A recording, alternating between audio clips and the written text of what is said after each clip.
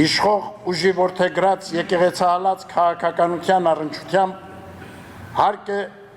որ շարունակաբար հանդես գանք սպառիչ պարզաբանումներով, որպեսզի մեր հավատավոր ժողովուրդը չտրվի կեղծ եւ անհիմն մեղադրանքների ազդեցությանը։ Հստակ է, իշխանությունները նպատակ են հետապնդում ամեն գնով պառակտել, տկարացնել եկեղեցին, խոչընդոտել եկեղեցու ազգաշահ արդյունավետ գործունեությունը եւ նվազեցնել նրա դերակատարությունը մեր ժողովրդի կյանքում, հատկապես ազգային ինքնության, պատմական հիշողության եւ նվիրագործված արժեքների պահպանման հարցում։ Այդ մտադրությամբ վարչապետի իսկ հրամանով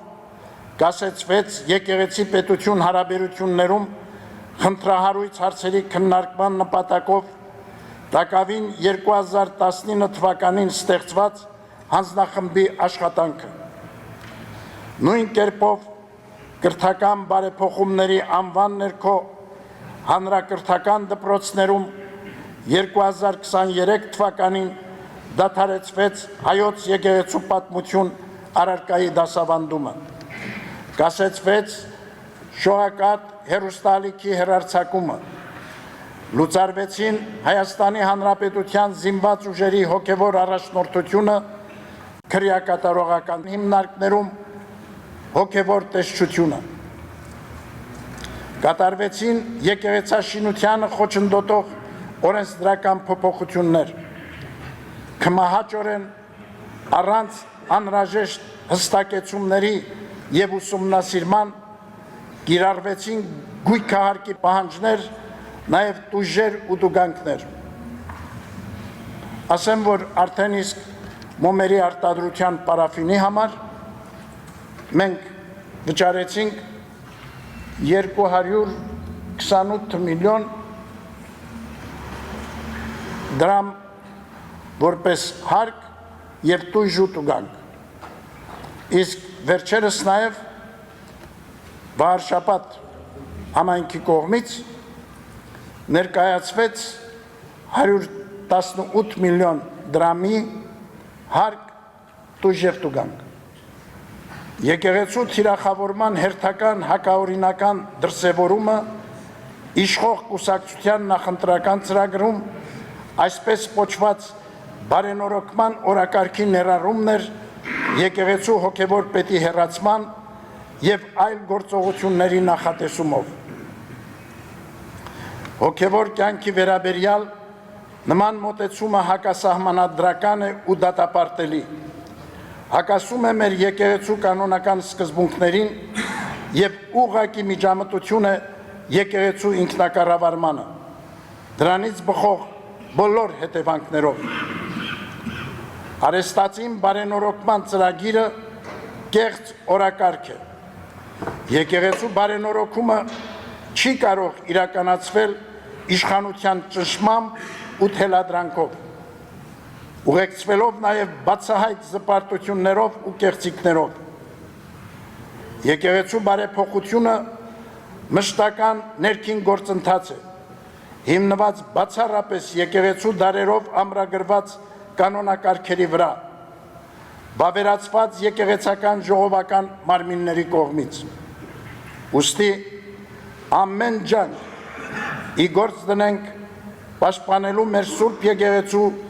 պատմականորեն կանոնակարգված, ինչպես եւ Հայաստանի Հանրապետության օրենսդրությամբ միջազգային հռչակագրերով երաշխավորված իրավունքները եւ կանխելու եկեղեցու կյանքում այս օրինակ վտանգավոր նախադեպերի ստեղծումը։ Սիրելի հոգևոր հայրեր, այս փորձությունը պետք է հաղթահարենք արժանապատվորեն,